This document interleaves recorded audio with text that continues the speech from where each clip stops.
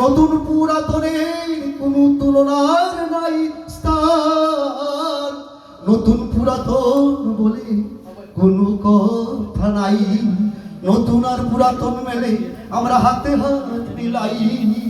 মে মাসের 15, 16 আর 17 তারিখে মনের আনন্দে জালালাবাদ স্টেশনে ভূত দিয়া যায়। বাউল সাবু সারে মিনতি মনে সিলেট বাসী আর মৌলভী বাজারের ভাই বোনদের কাছে নেওয়াই। আরে 15, 16, 17 তারিখে তোমরা আনন্দ উল্লাসে ভূত দিয়া যাও। Thank you.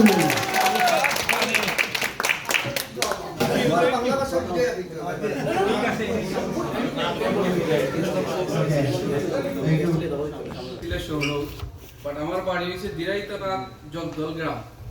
আমি office secretary Tuhin Tanvir Ejaz panel থেকে নির্বাচন করলাম নির্বাচন।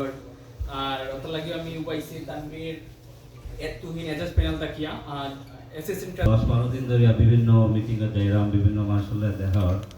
সব জায়গাত আমার নতুনও আমি হয়েছি, জালালাবাদের লগে নতুন, ইলেকশনে নতুন। বাট আজকে একটু আমার লেখাপড়া ব্যাচেলার আমি বাংলাদেশ ইউনিভার্সিটি থাকি। আমি 2017 সালে স্টুডেন্ট ভিসায় আসলাম সেনেকা, যে কারণে আমি কইরা আর স্টুডেন্ট ভিসায় আমার পরে আমি একটা জিনিস রিয়েলাইজ করছি যে আমরা নিউজগুলা আর এগুলো সলিউশন দেওয়ার করবো। দ্যাটস ওয়াই আমি অ্যাসোসিয়েশনের সাবেক সভাপতি এবং বর্তমান সভাপতি। আমার পারিবারিক পরিচয় হলো, আমার বাড়ি হলো সুনামগঞ্জ, দিরাই, রারোই। আমার গ্রামের নাম হলো রারোই।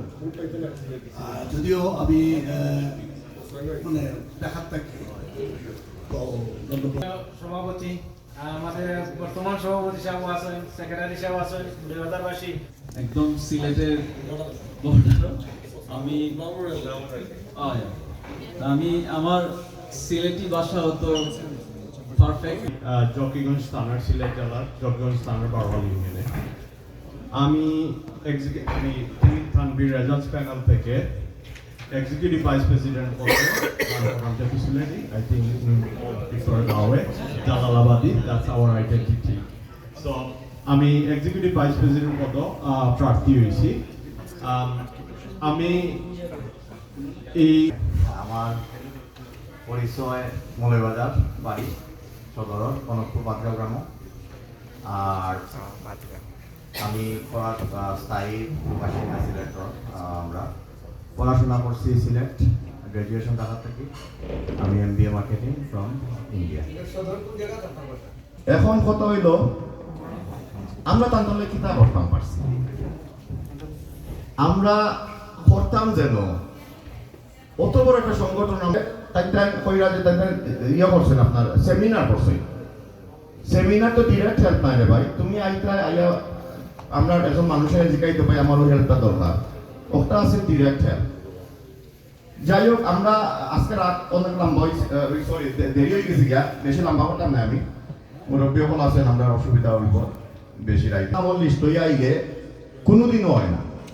এর লাগে আমি যেটা বলছি, বেসিক যে চেঞ্জগুলা, সরি বেসিক যে নিডগুলা ফুলফিল করার মতো এবং যেগুলা করলে আসলে উপকার হইব, ওগুলা আমরা শর্ট টার্ম প্ল্যানও রাখছি। শর্ট টার্ম প্ল্যান মানে আমরা 3 বছর প্ল্যান।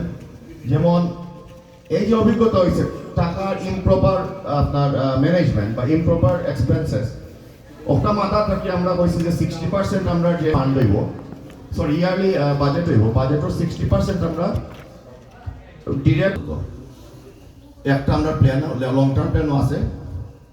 আর আমরা একটা বাংলাদেশি মানুষের লাগি, খালি সিলেটি নয়, বাংলাদেশের মানুষের লাগি একটা বৃদ্ধাশ্রম, ওল্ড হোম, ভেরি এসেনশিয়াল আমরা লাগি। ওগো লং টার্ম প্ল্যানও আছে।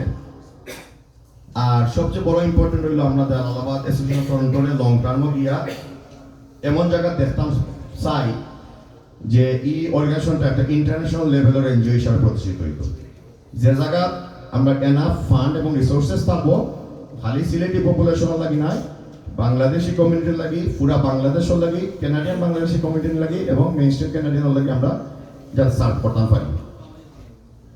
এখন নির্বাচনও আপনারা প্যানেলের ব্যাপারে আমার কিছু কোয়ার নাই। আমার পূর্ববর্তী বক্তব্য বোঝা গেছেন যে আমরা আপনার ক্রেডিবিলিটি এবং আমরা ব্যাকগ্রাউন্ড সবই বেসিক্যালি অফিস করা আর বিভক্ত জালালাবাদবাসীর এক করা।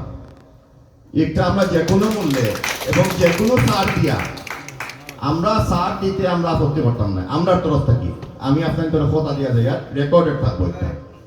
যে কোনো সার দিয়ে হইল আমরা সব সিলেটে আমরা একখানে বইতাম, এক টেবল বইয়া খাইতাম। এই ব্যবস্থা ব্যাপারে আমরা কোনো তারতম্য থাকতাম না। এবং আমরা অলরেডি কথাবার্তা শুরু করছি, যদিও বিজয়ী হয়েছি না। যদি বিজিত হই বা পরাজিত হই এরপরেও থাকবো আমরা এই এজেন্ডাগুলো লইয়া। যদি আমরা জালালাবাদে অ্যাক্সেস দিই নেক্সট কমিটি আমরা লগাইয়া বা আমরা পরামর্শ দাও, আমরা কিন্তু আমরা যে উদ্দেশ্য আদর্শ আছে বা নির্বাচনী যে ইশতেহারও আছে, আমরা আপনাদের কথা দিলাম, আমরা যদি পরাজিত